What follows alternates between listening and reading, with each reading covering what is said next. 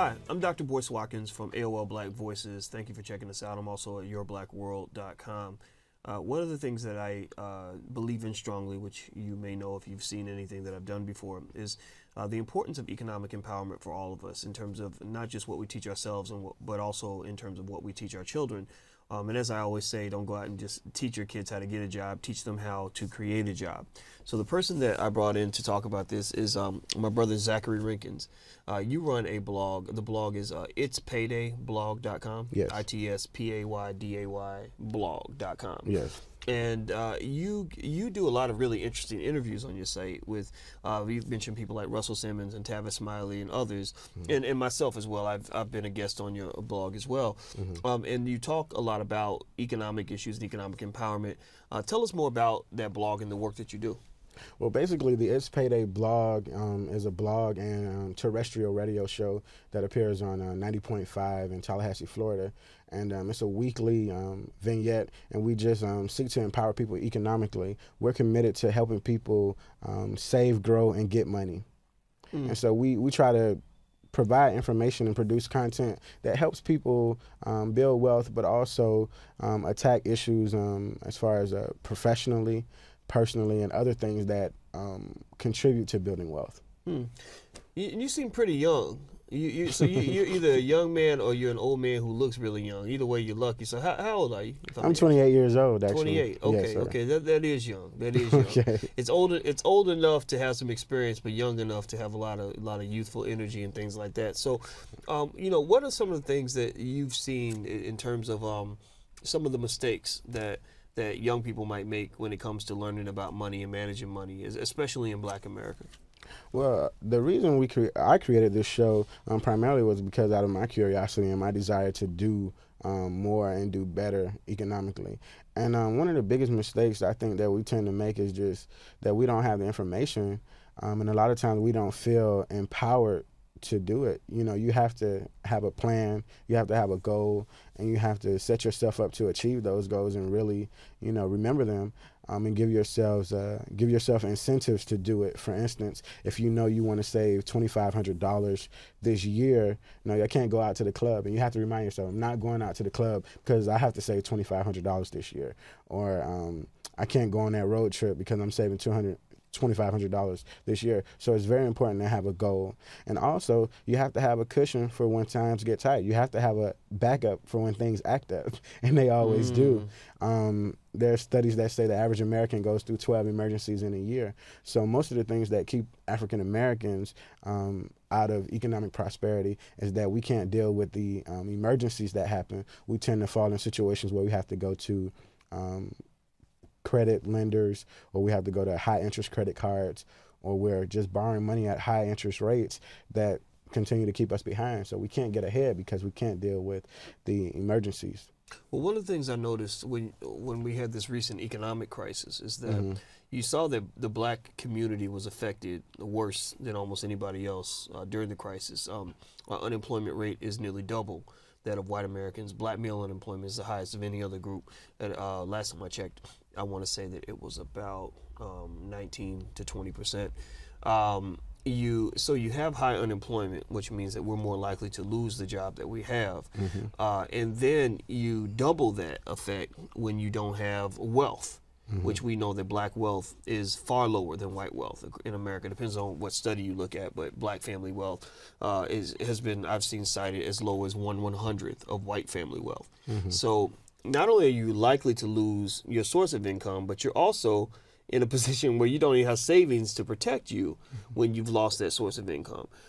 So, what do you think are things that people have that you've seen that from maybe people you've interviewed or your own life or whatever the case may be, that can kind of help people prepare for that possibility? Well, first of all, you have to know the game that you're playing, and that's why I support your show and a lot of things that you're doing, because you take a holistic approach to the things that contribute to wealth building. One of the biggest things we in the African American have to do is build stronger families, because the corporate America and American society at large doesn't value us. African Americans can have the same educational background, the same economic background, but they're still punitive reprisals that take place just because you're black. You may work the same job and not get the same pay. You may go to the bank and try to get a mortgage, and the mortgage is going to be more expensive than your white counterparts with those same economic credentials. So a lot of times we try to say, oh, black people are less educated, less qualified. That's not always the case. Even when you have those same credentials, you're going to be punished. So most of the time, we're overspending as African Americans because we're trying to buy our humanity. And one thing you've been doing very well is pushing President Obama to acknowledge that humanity.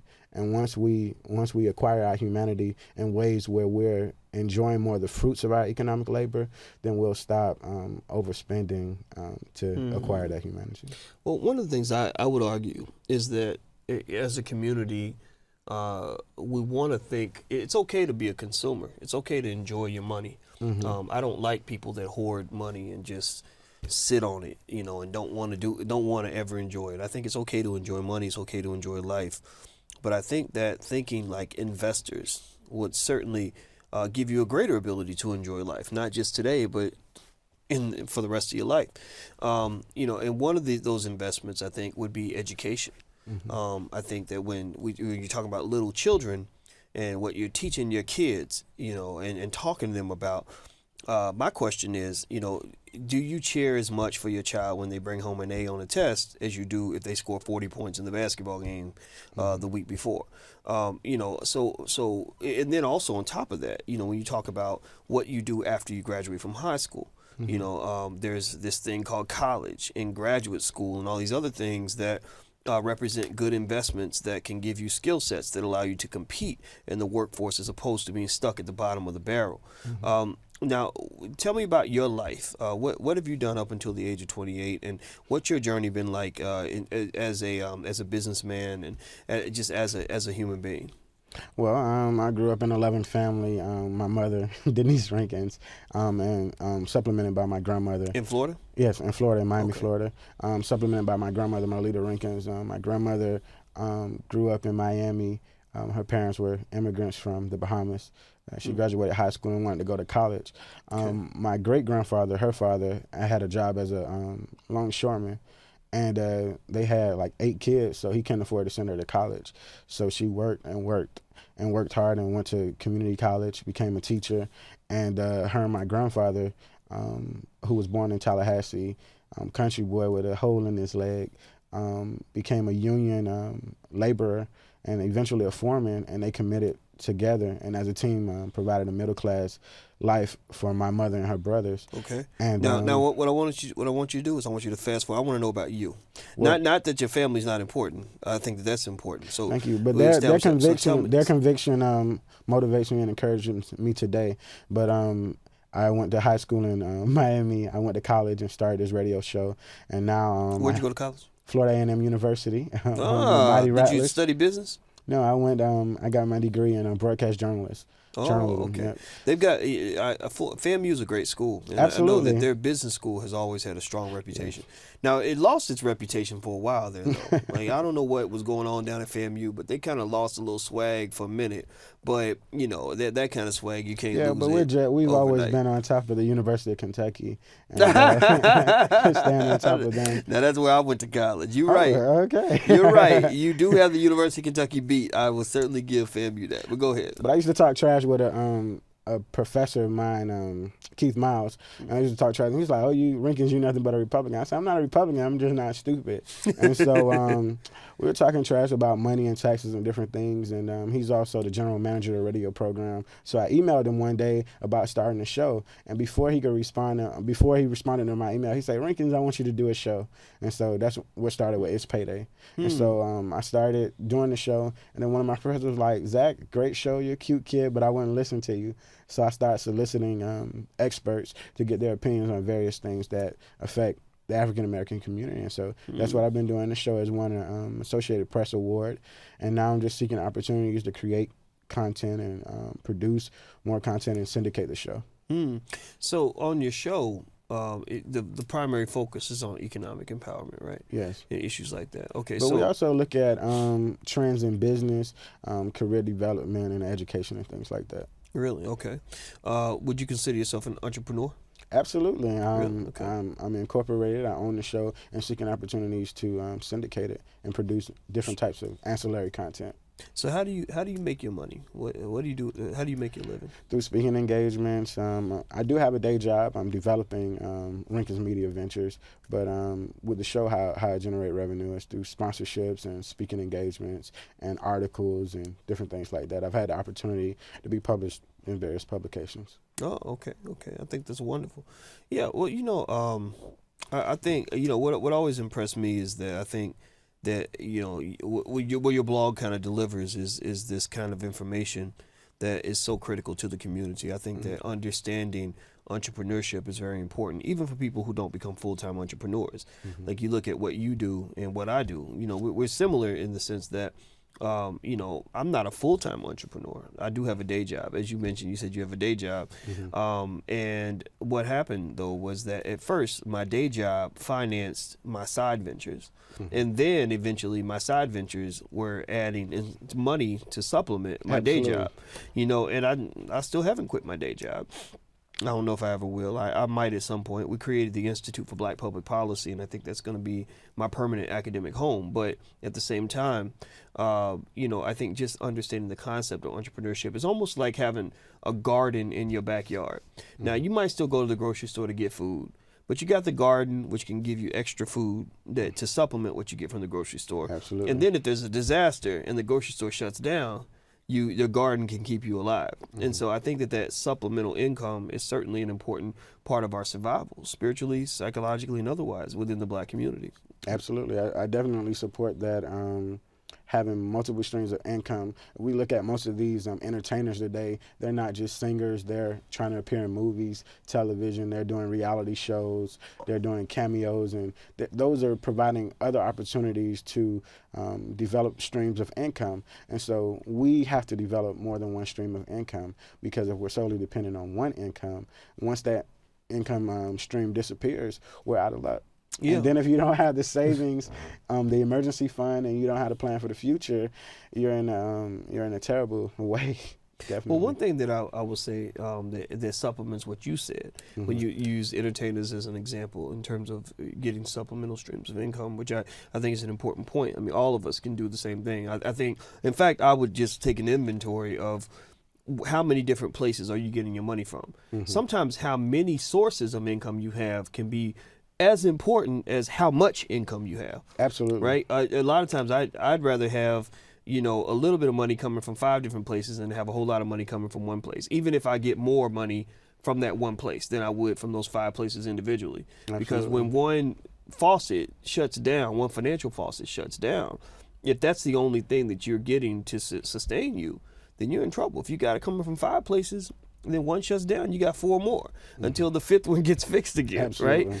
And so, but going back to what you talk about with entertainers, one thing that's interesting there is that with entertainers, you can really take that step further, where the best entertainers, the brightest entertainers, the most successful entertainers are the ones who've made that investment in education so that they can understand the business of entertainment. Right? You look at somebody like Oprah Winfrey.